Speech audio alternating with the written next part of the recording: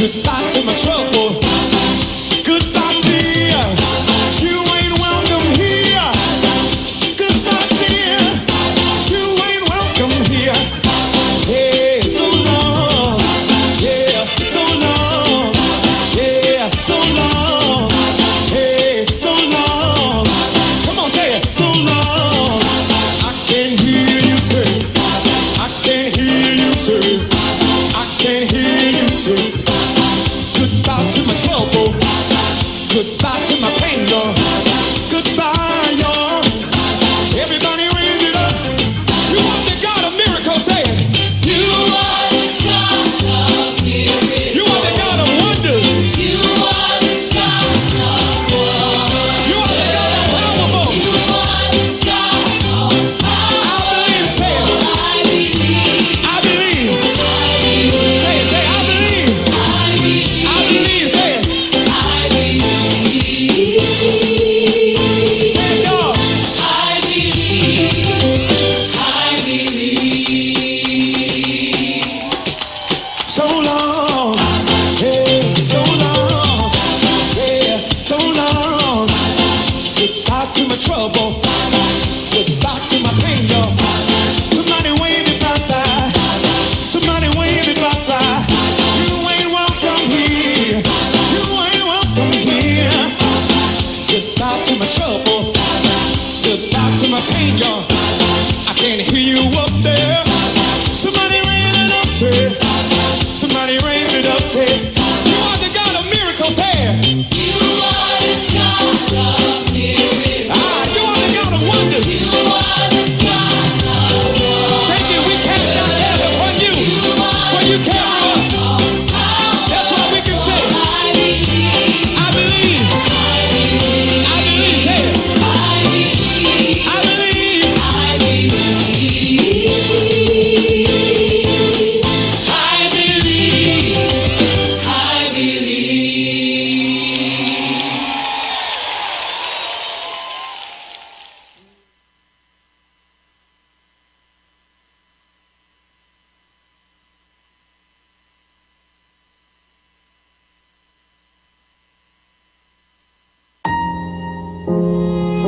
For your grace is sufficient to keep us. For your strength is made perfect when we're weak.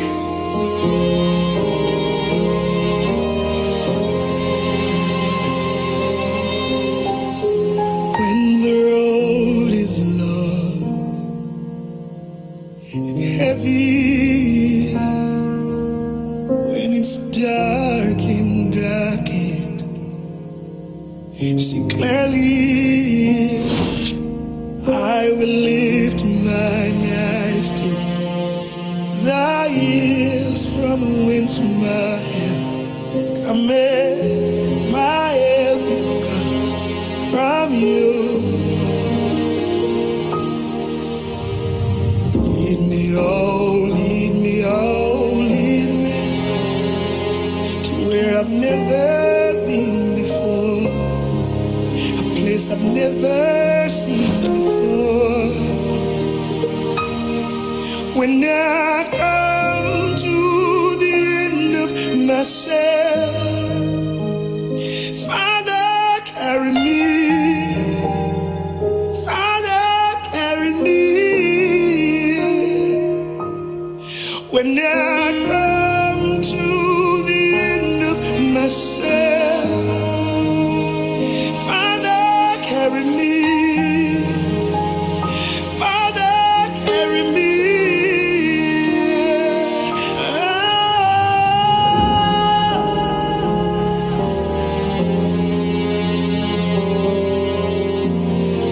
Carry me over.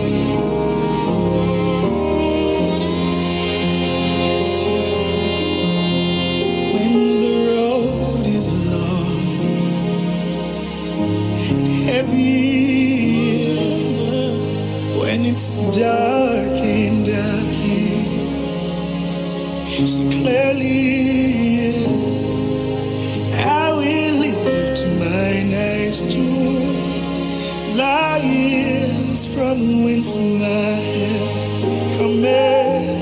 My help, it comes from you.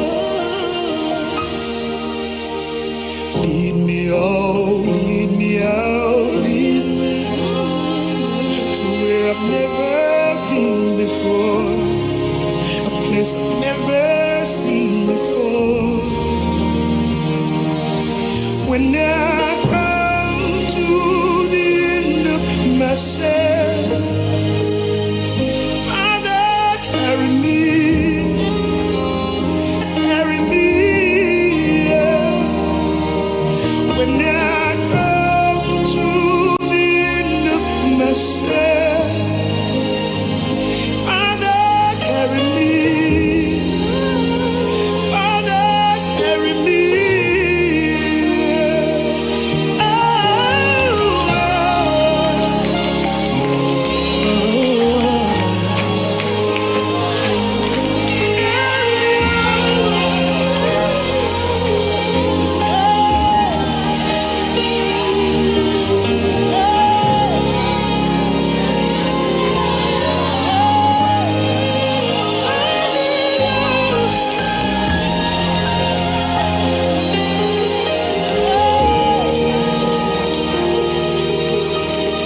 No, my help comes from the Lord,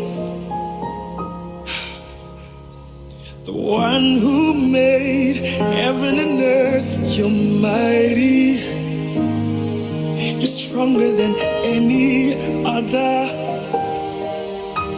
One thing that I desire of you, that I may dwell here with you forever. I'm chasing no other. When I come to the end of myself, Father, carry me, Father, carry me. When I come to the end of myself, Father, Father, carry me, yeah. When I come to the end of myself, Father, carry me, Father, carry me. When I come to the end of myself, Father, carry me, Father, carry me, carry me. He that dwelleth in the secret place of the Most High shall abide under the shadow of the Almighty. I'll say of the Lord, when my everything you my voice, my God, you will cover us with your feathers, and under your wings you will hide us. Your truth shall be our shield. Cover us like a bridge, take us over. Carry me over, carry me over, lead me on, lead me. Carry me over, lead me, lead me. Carry me over, lead me, lead me. Carry me over, lead me, lead me. Carry me over,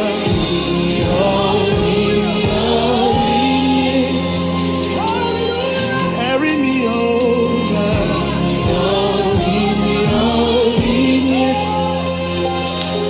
carry me over.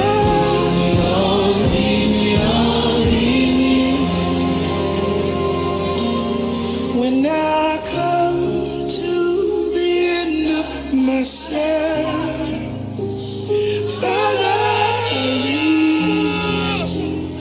Father, carry me. When I come to the end of myself, Father, carry me, Father, carry me.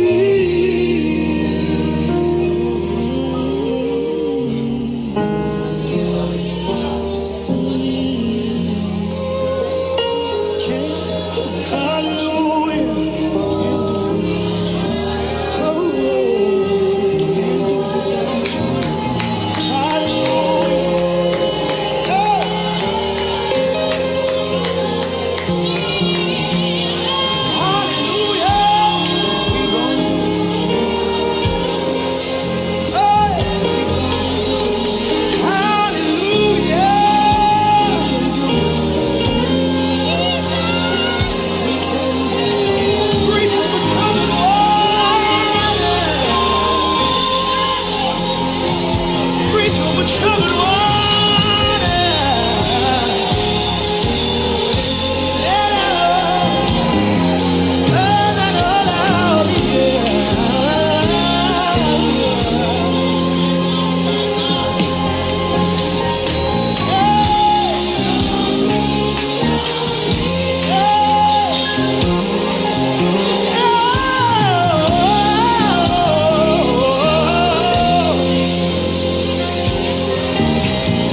Somebody help me. Woo.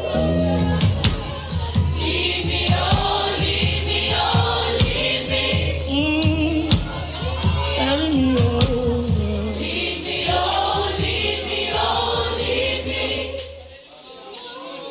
Carry me over.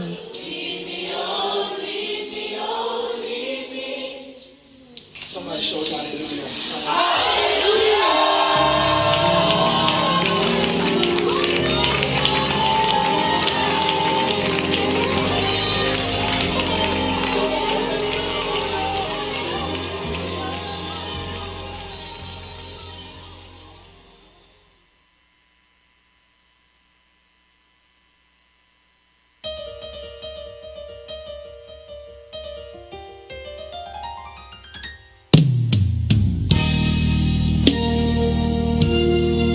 Why does Wi-Fi only seem to work in this room? You need Verizon Home Internet. Get fast, reliable coverage in every room.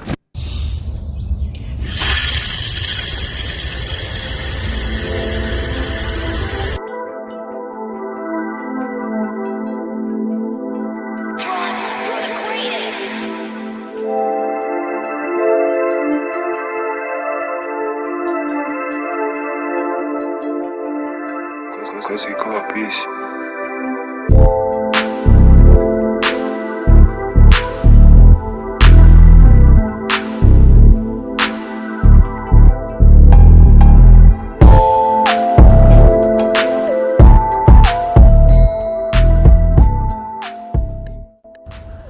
What's going on YouTube, and thanks for coming back for another video.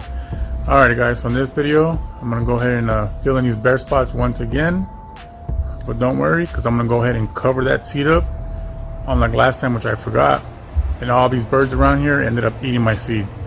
So I'm gonna make sure to cover it this time, and hopefully I get a well establishment and the roots are nice and deep before summertime comes. So let's go ahead and get started. Alright guys, so before I get started, I just want to mention real quick, normally you want to plant your grass seed, especially for cool season grass, you want to plant during the fall time. That's normally the best time to, seed your lawn. But I'm just getting really tired of seeing all these bare spots. The grass itself looks really nice and dark, as you can see in the video, really nice and dark, but then you got these little bare spots that just throw it off. So I'm gonna go ahead and fill it in, and hopefully it should get very well established before summertime hits. Alright guys, so let's go ahead and get started.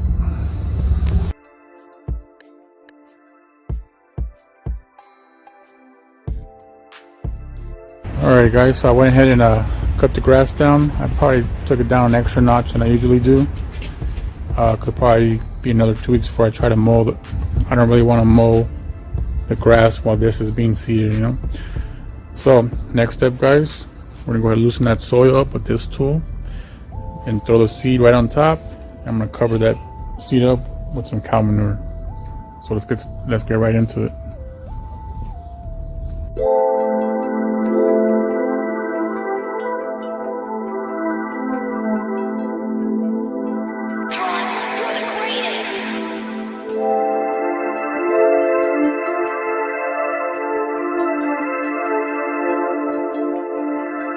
Cozy cool, peace.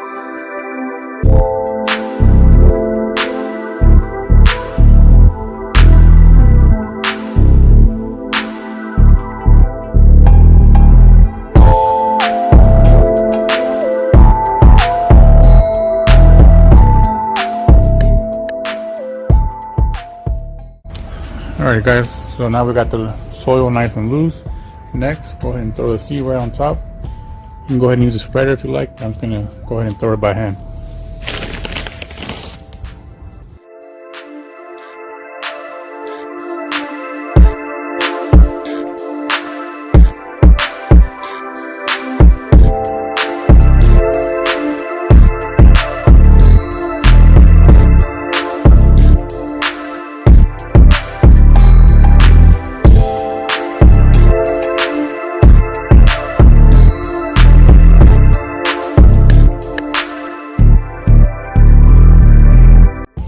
Alright guys, now that we have this grass seed in the soil, I'm going to go lightly over with this to kind of put it inside the soil, kind of bury it a little bit, and then top it off with some cow manure right on top.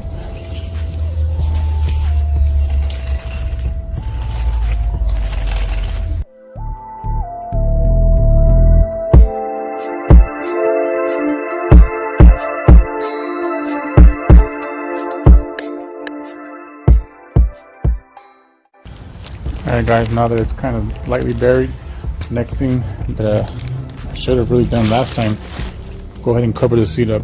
I'm going to be using cow manure myself, but if you like, you can use peat moss, or I think some people use like a net, just in case it rains. But I think the cow manure I have should be fine. So I'm going to go ahead and cover it up right now.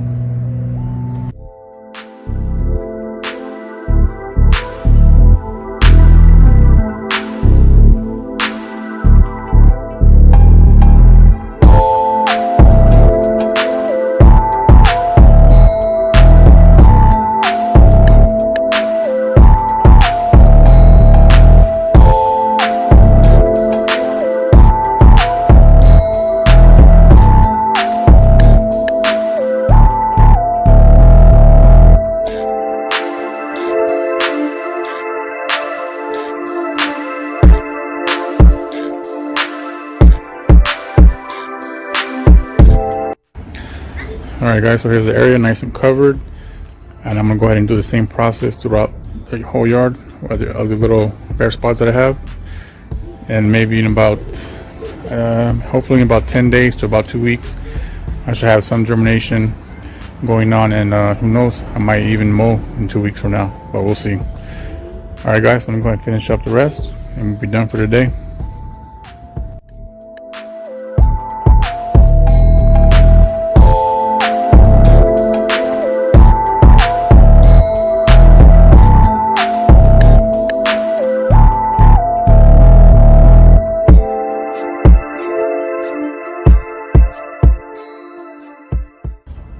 Alright guys, maybe in about 2 weeks I should hopefully get some good germination going on, and who knows, maybe in about 3 weeks I'll be mowing back here already, the new grass.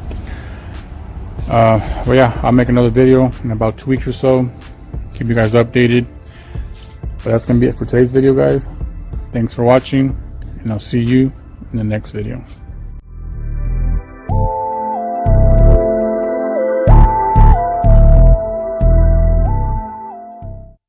Throw away your old pillow right now, because what you're about to hear in this video may prevent serious health issues in the future. Recent studies have shown that over 75% of people have back problems because they sleep in the wrong position. Sleeping in the wrong posture can cause irreversible damage to your body. So if your back or neck hurts even in the morning, watch until the end, because there is an easy way to fix it. If you're a side sleeper or a back sleeper, maintaining the correct posture while you sleep is crucial. Sleeping in wrong posture can cause irreversible effects to your body. A team of European spinal treatment specialists found out that almost 75% of these symptoms are caused by people choosing the wrong pillow. Even if the pillow feels comfortable, it is almost never made to be ergonomic or healthy. In fact, that is how the big brands trick you into repeatedly buying new pillows from them. The new pillow starts to wear off and loses its shape quite quickly. Traditional pillows also absorb plenty of germs and bacteria. That's why manufacturers recommend changing your pillow every few months. Wait, that doesn't sound right. But not for the big corporations making millions from this problem instead of trying to solve it. Luckily, specialists from the European Spinal Treatment Association realized the public needs an alternative. After 9 months of intensive research and testing, they introduced Durilla, a reinvented memory foam pillow using new revolutionary crafts. Durilla pillow instantly reduces stress and tension on your spine, neck, and shoulders. Thanks to the patented nano memory foam, they could create a unique ergonomic design that perfectly adapts to your body in any sleeping position. Durilla pillow fully supports your head and neck while you sleep, while a regular pillow loses its shape during the night. Durilla actively readjusts to match your slightest move, giving you complete relaxation while maintaining your correct posture during the night. After the creators started showing off their first model of Durilla pillow, their office became slammed with patients with back and neck pain.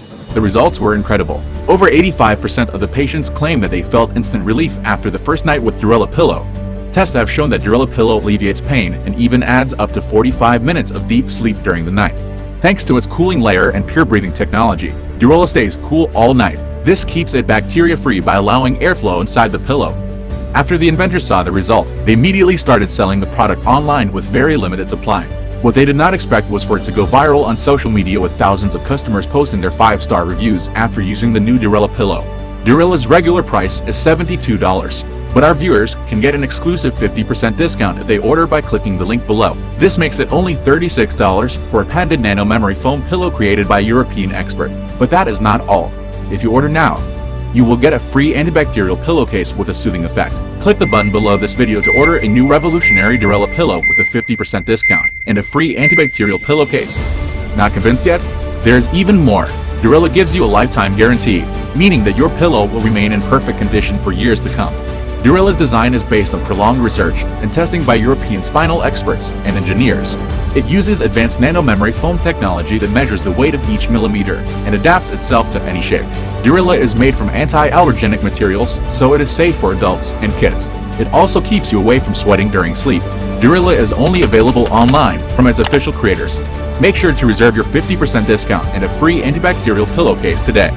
The personal offer will last only 30 minutes after the end of this video. Throw away your pile of old pillows and get the only pillow you need. Durella will support your head and neck during the night, keeping it in the sleeping position that is recommended by doctors. Every Durella pillow comes with 30-day money-back guarantee, so it does not cost anything for you to try it. Reserve your 50% discount, free antibacterial pillowcase, and order by clicking the button below this video.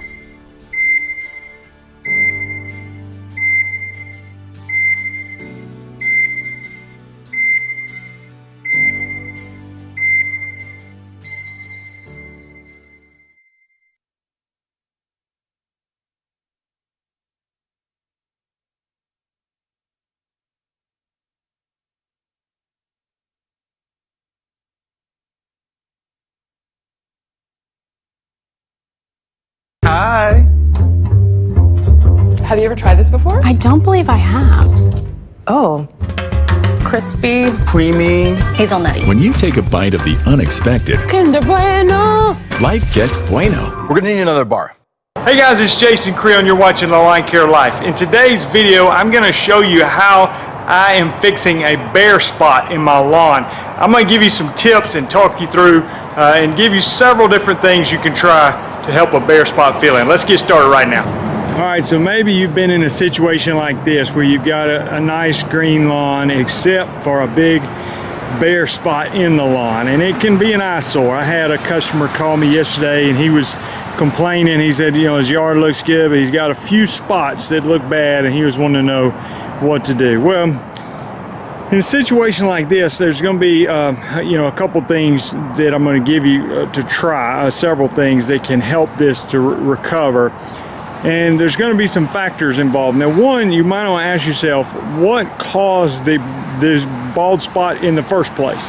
So is it a situation like this where something may have been spilled? Is it, I had one the other day where the yard was turning brown in a spot, and it was because it was on top of the septic tank and there was very little topsoil, so it was drying out from the hot weather. There may be other situations where there's something going on in the soil. Maybe there was a tree cut down years ago and that decomposing stump is causing problems with the soil. If you have a recurring problem where you fix the bald spot and it becomes bald again, then it may be something going on with the soil. But anyway, that can be helpful in understanding what you're trying to accomplish, and then understanding the time of the year and understanding what type of grass you have. So in this situation, it's warm weather. We're in June at the time of this video, and I've got Bermuda grass. Now, yeah, if you were, let's say we were in the fall and you had a cool season grass, something like ryegrass or fescue, then maybe you just overseed it and you fix it quickly that way. But in this situation, warm season grass, Bermuda, spreads quickly, and we got hot weather and we got rain in the forecast. Those are all positive things. So let me show you a few things that you can do to help this process go as fast as possible. And to be honest with you, the Bermuda spread super fast. This whole yard was redone and just plugged and watching it recover. And then just a few months ago, you see these big bald spots. This was almost completely bare where a new septic system had been put in here, and it's recovered a lot. Now you may notice there's a little different color to the part that has the bald spots versus the part that doesn't have the bald spots. That's because I put a lot of fertilizer on it to encourage it to fill in faster. So it's a lot darker green, and I do think it's going to be filling in quickly, because you'll see what's happening is the Bermuda grass does begin to spread, and it's forming new roots as it spreads. Alright, so what I'm going to do in this situation with this bald spot, I just went and bought a cheap bag of topsoil. Now if you get some that's a little bit looser material, that can probably help for the rooting. And some people say they'll use sand in a situation. I've heard landscapers say you want to go heavier on the topsoil if you're going to mix them together. You know, maybe 2/3 topsoil, 1/3 sand. I'm just going straight topsoil in this, and that's just to give it some nice loose dirt to help it hopefully encourage it to spread and take root. Now I'm not going to put it very thick. I mean just probably like a 1/2 inch or so to give it some nice soil here to take root in. Now that with the Bermuda grass, once it starts spreading, it'll form new roots. So let me do that first, and then we'll talk to you about the other tips.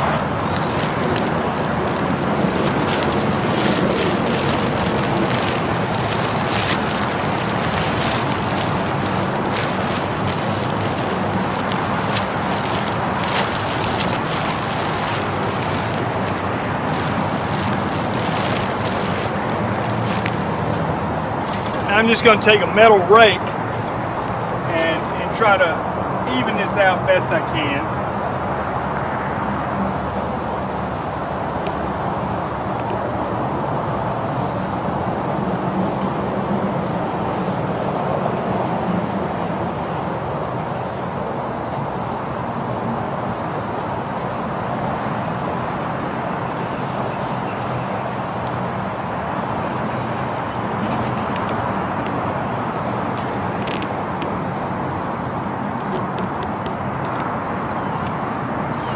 Now the Bermuda grass that's already in there, it'll start spreading and taking root in this new soil. But what you can also do, and let me address this first. Why, Jason, you say Jason, why wouldn't you just put seed there? Well, the type of Bermuda grass I have, you can't actually grow it from seed. So normally with our warm season grasses, you can grow warm season grasses from seed. It needs to be hot.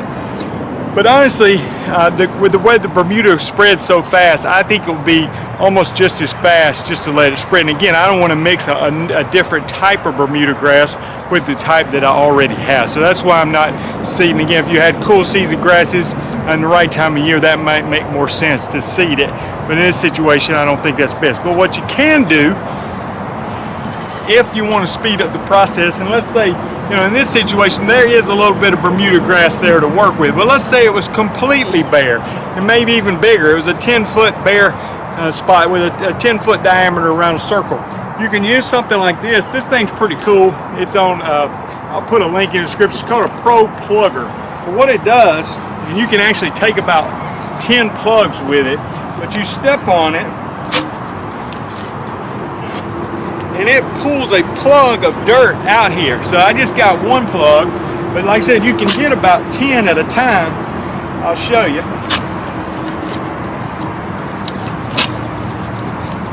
Now this is easier done when the ground is a little softer, which we had some rain recently, so it's not too bad. So you see the holes that it left in the yard. Well, for that, you know, I can just take a little bit of my topsoil if you're worried about that. Take a little bit of your topsoil and fill those holes in, and that's going to recover super fast. The Bermuda grass will fill back in those holes in no time.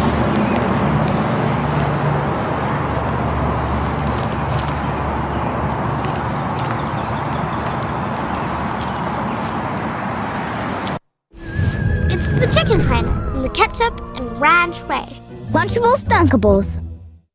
So now I've got the sod is loaded into the Pro Plugger, and I'm just going to dump it out here. The last one gets stuck sometimes, so you have to push down on it. But you see the way it comes out, it's pretty cool. So that's got nice roots in it. So now I can use the Pro Plugger again, and I've got 1, 2, 3, 4, 5, 6 plugs there. So I can evenly space those out throughout here Again, this would be super helpful if you've got areas that had no grass in it, where it was a lot of bare spots. But this is going to help this to speed up the recovery even in this situation. So if I do that, actually I guess I could have taken these plugs and filled my holes that I took a while ago, but nevertheless. Alright, so I got my plugs. Now I'm just going to set those down in the hole.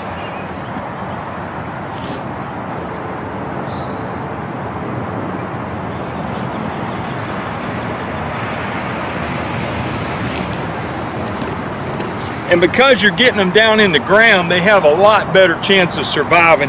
They've got good roots on them, and you're sticking them down in the soil, so they're not going to just dry out super fast. And of course, watering is going to speed up the process. And you can do that, you know, I could have did that in January, you know, that's not going to grow, but I could go ahead and get some plugs and they'll begin taking root over the winter, and then they'll fill in. Now, I've got some grass, but I still got bare spots. We got warm weather, we got rain in the forecast. I'm just going to take a little bit of fertilizer, see if we can't speed the process up a little bit. So I've got a high nitrogen, slow release fertilizer. I'll show it to you. There's some white pellets and green pellets. The green ones are the slow release, so this will actually feed the lawn for months. The white ones are a quick release. So I just had to put this down one time. It's going to really encourage that Bermuda grass to take off and fill in the bald spots.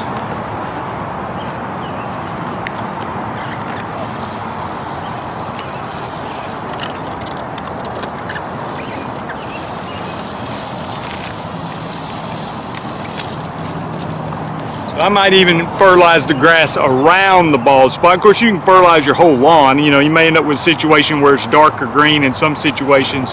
But in this situation, the surrounding grass now is fertilizer, has been fertilized, so it may encourage it to grow and start closing in the gap from the outside, as well as the plugs starting to spread toward the outside, and we can really get this filled in quickly. I'm going to show you one more trick. Alright, last trick for this video. This is a product called Podium. So you see here, it's a plant growth regulator. I use this on my lawn. Golf courses use this. What it does is it takes the energy of the grass, the plant, and the energy it uses to grow vertically, it makes it grow more horizontally and grow deeper roots. So it can cut down on the amount of water you need. It can definitely reduce the amount that you have to mow the grass. But what it can do also is encourage it to spread more laterally. So what I've been told is products like this can help bare spots to fill in quicker. Now, in this situation, I've actually already sprayed the surrounding area with this product. It will reduce mowing by about 50%, and we just use it during the aggressive growing season. We do it about once a month. The rates are on the label, but it's a great product. It definitely cut down your mowing, but it also can help a bald spot fill in. I appreciate you watching the video. I'm Jason Creel. Hopefully this, you learned something, but I would expect that this spot, just guessing, I'm gonna say maybe 6 weeks with water, that you might not even know that spot was there. But I'm hoping within even a couple of weeks that we'll be able to see the bare spot start closing in. These are some tricks you can try, but I've got over 600 lawn care videos on the channel. So if you haven't done so, I would encourage you to subscribe or just click Lawn Care Life and go check out the other videos. Also at lawncarelife.com, there's resources for those that are in the lawn care business, whether you're mowing grass or doing weed control and fertilization. I actually grew in my entire yard with very little grass, doing similar methods to what I taught you in this video. So I hope you enjoyed it. Talk to you later. Bye.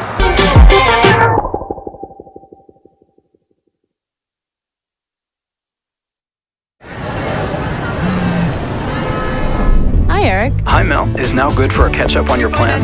Yes, now's great. Rates will remain at current levels. This helps a lot. Bye Mel. Bye.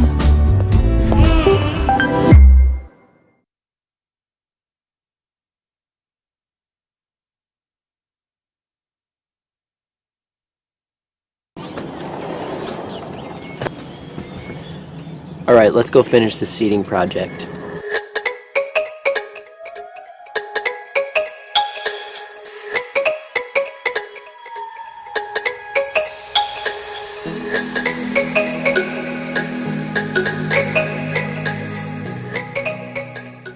Alright, so welcome back for another video. Today I'm going to be fixing these spots. What I'm going to do is just going to take one spot as an example, and then I'll show you how to do that, and obviously I will be finishing the rest of them, but I don't need to show you every single one. We'll just replicate what I do on this one on all the other ones. So I'm going to start with one final rake of this area just to make sure all the dirt is broken up. Pick up any of this dead grass that's still sitting in there. You know, that looks good.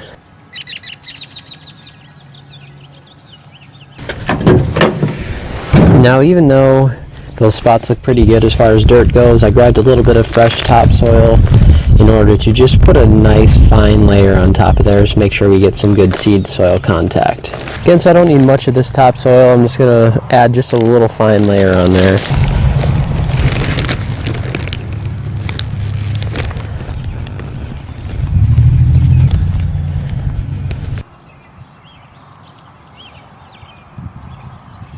Okay, so that's a pretty clean bed. Now we're going to put down the seed and I'll show you what I'm using. This is the seed that I got from Site 1, which also used to be called John Deere Landscapes. This isn't going to be an exact match to my other bluegrass here that's in the backyard, but this is 100% bluegrass. I just found something that was at least somewhat similar. They update varieties and things like that, so it's kind of hard to match exactly what was here. I have 4 different types of bluegrass, so this will be slightly different. Are you going to notice a huge difference once this is all established? Probably not. So I'm just going to take a little bit of this and we're going to sprinkle it on. So bluegrass seed is very tiny, so you can be fairly generous with it. And I like to just kind of use a motion here to put it down fairly evenly. And I'll come in for a close-up here in a second to show you exactly what it looks like.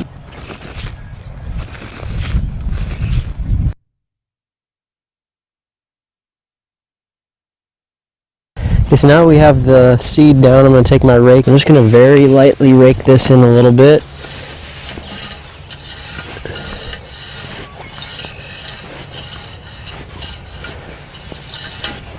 So that's kind of putting it down into the soil just a little bit, not too far under the surface because you don't want to bury it. Okay, now I'm going to put just a little bit more on top to make sure we have a good amount.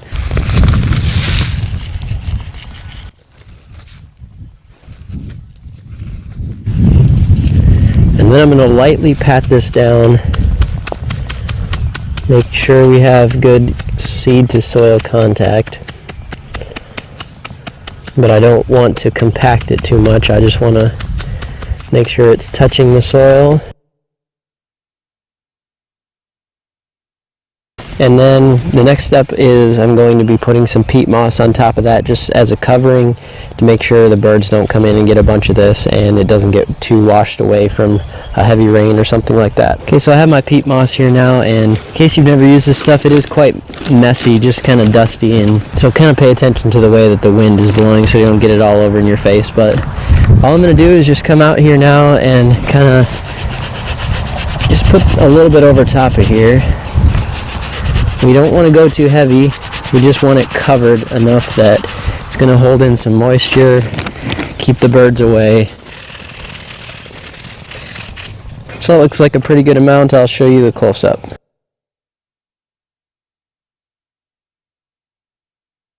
Alright, so now I get to have the fun of fixing all these other spots in the exact same way I did this one. And then at the end of this video, I'll show you my watering setup that I'm going to use for this. If you watched my videos last year, you probably saw my above ground system that I use, but I'll show you that at the end of this video. First, I'm going to fix the rest of these spots.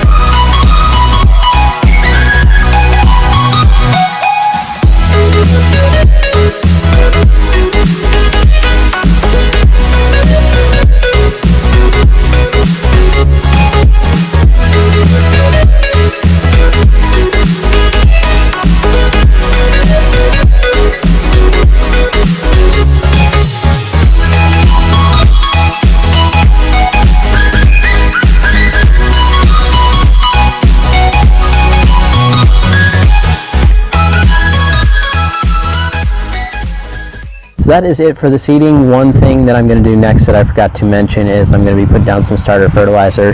You can use pretty much anything you'd like. I've heard good things about the Scott's brand with the weed preventer in it. I have not tried it yet. I have some Lesco brand stuff that I'm going to be using up, so that works as well.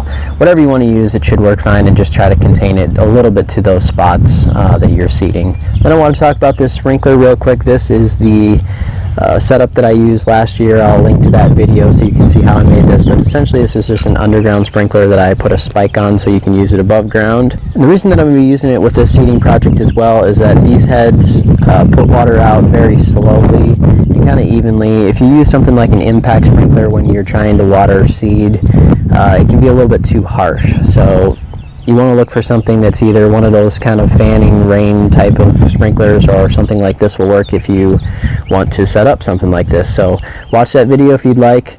Otherwise, you can use whatever you have. It will work. You just might have better results if you get a slow kind of rain on there. So that's pretty much it for this video. Thank you very much for watching, and we'll see you next time.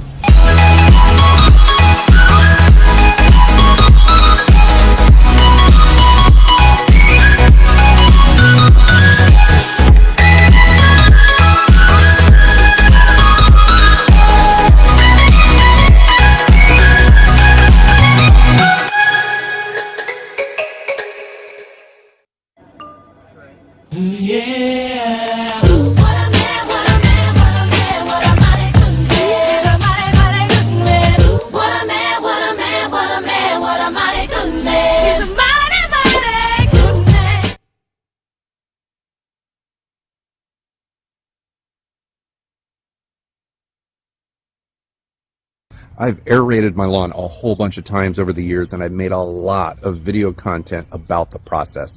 Right now I'm preparing to aerate my lawn again for the start of the spring 2024 season. I wanted to take this opportunity to do a deep dive into lawn aeration, how to do it, the different ways of doing it, the reasons that we do it, the time of year that we do it, and I want to pull back all of that old footage, all of the old stuff that I've produced on this channel, and give you a nice compilation.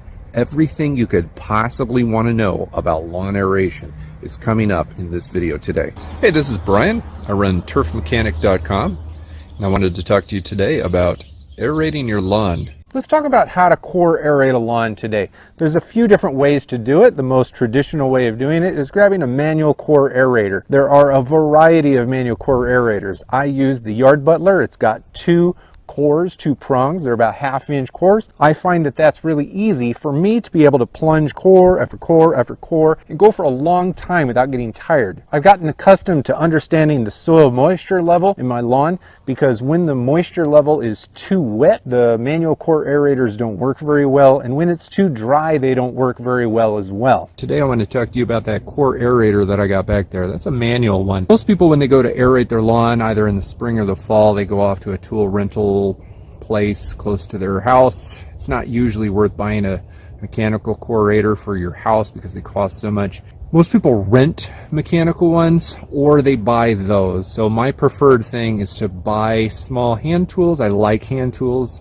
I think manual labor is pretty important in life, to understand how things work and for the physicality of it.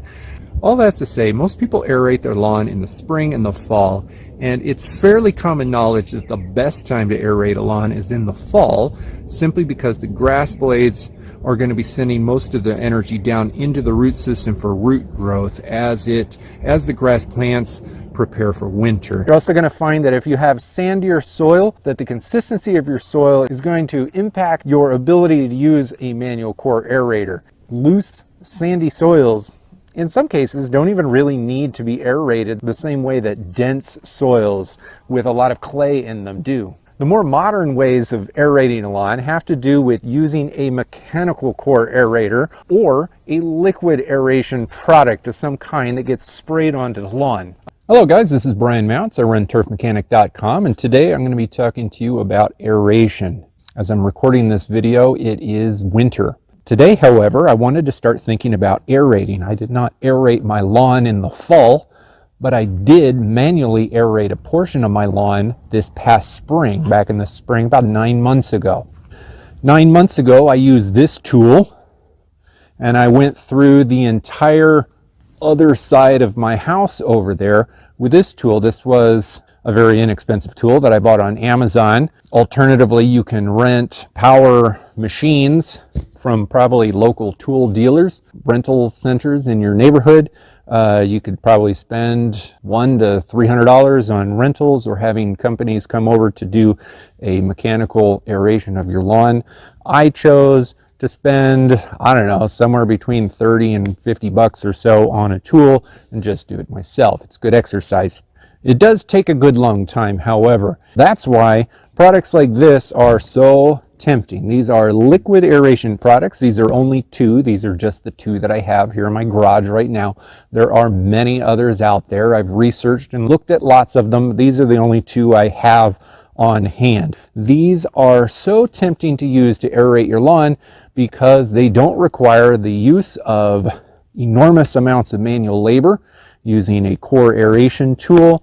They don't require an enormous amount of time or money renting a large piece of machinery or purchasing it. I guess if you're made of money, you could go buy these things. They're thousands of dollars. But you can see the benefit of using these because most of us, especially my viewers here on the channel, most of us have liquid fertilizer spreaders, which these go into, and you just spray it on your lawn. Probably takes about 10 minutes, depending on the size of your lawn. A mechanical core aerator is basically the same thing as a manual core aerator. The only difference is the cores are a little bit wider, they're a little bit bigger, and in some cases they go a little bit deeper. They're actually better cores, and it's much easier to cover an entire lawn space with a mechanical core aerator. The problem is they are very expensive to buy, they are enormously heavy, and usually you need at least a couple people to get the job done. So although you could do a very large lawn in just an afternoon, it's a very hard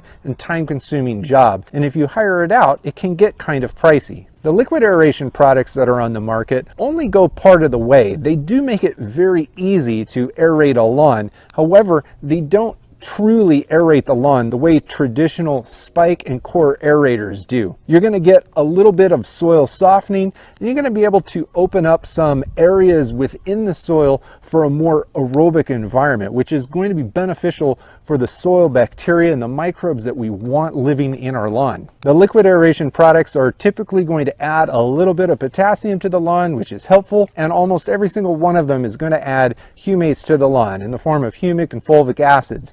These things are going to spur biological life in your lawn, and the biology that really gets going because of the application, it's going to help the soil particles kind of loosen up a little bit. Now, the last main way of aerating your lawn is using a spike. Frequently, you'll see people using a pitchfork, and they'll take the pitchfork and they'll jam it into the ground. They're either like pound the ground or they're like plug it in with their feet. But the point being is they are poking holes in the lawn with the pitchfork. So which is better, a spike aerator or a plug aerator?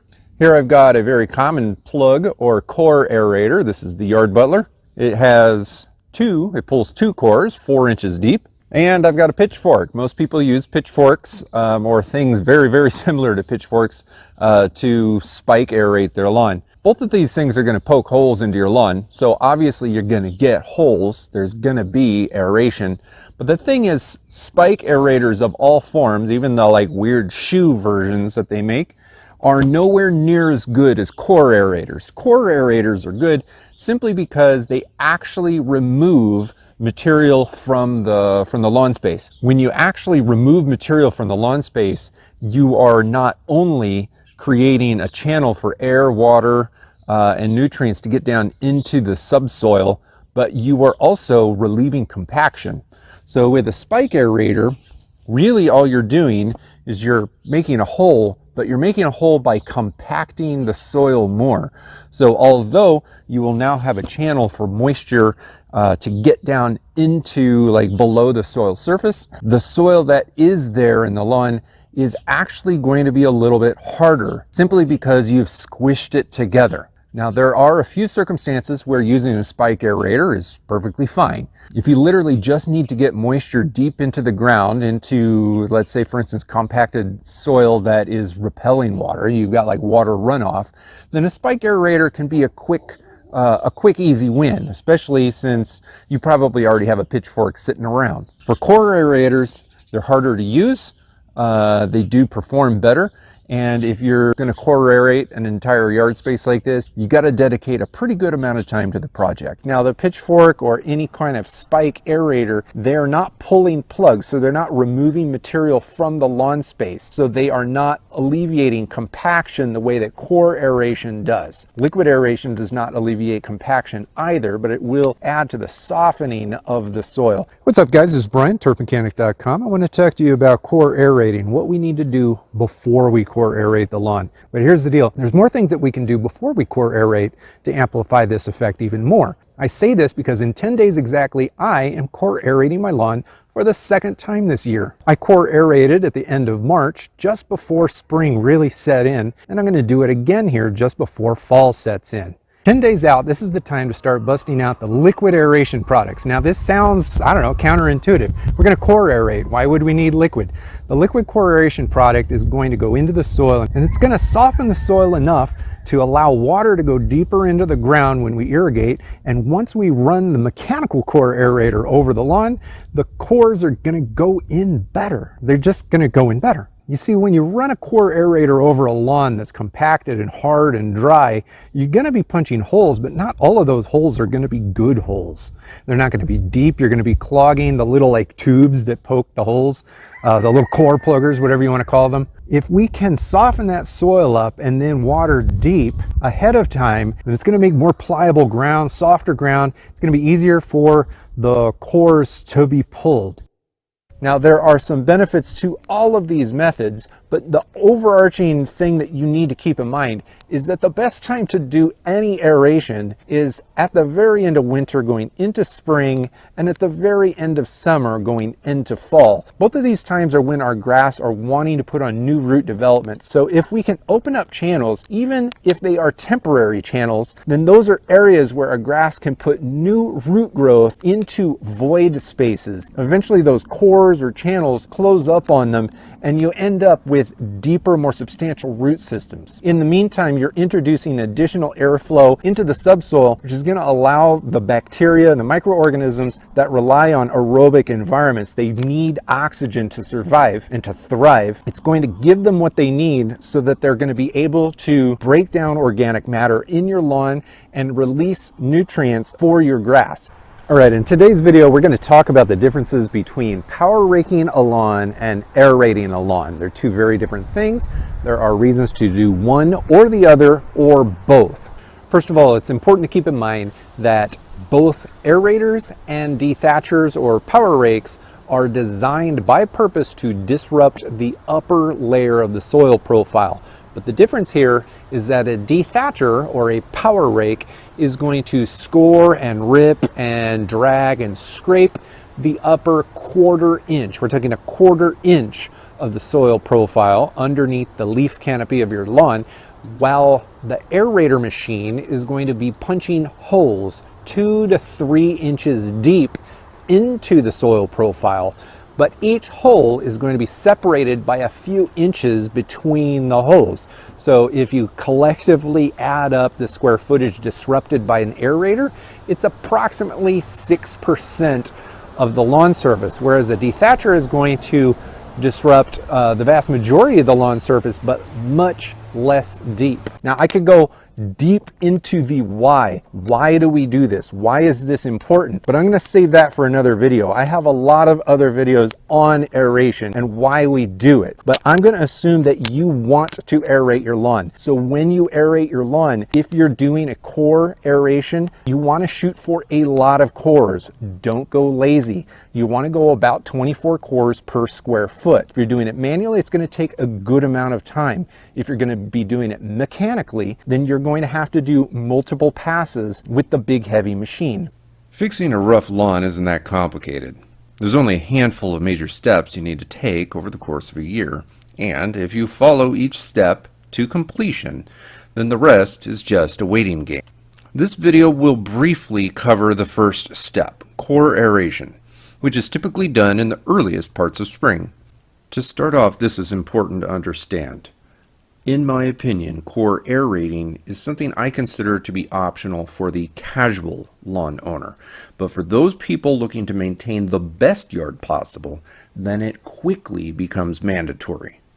Grassroot systems put on their greatest root mass each spring. Cool season grass types a little bit earlier in the spring, warm season grass types a little bit later in the spring. Pulling aeration cores makes it easier for deeper root penetration and water penetration during those rain events or irrigation sessions during the spring. Open cores also make the delivery of certain types of lawn products to the root zone more efficient, while also providing better oxygen flow to all of the beneficial microscopic organisms that live in our lawn. And if this biological life is not supported, then a lawn can only go so far. I personally endorse using liquid aeration products in addition to doing manual or mechanical core aeration. Spike aeration has its benefits, but I think that if you're going to take the time to walk the lawn and poke a bunch of holes, you might as well be poking cores because it's going to be better for your lawn in the long run. All right, I bought them off of Amazon.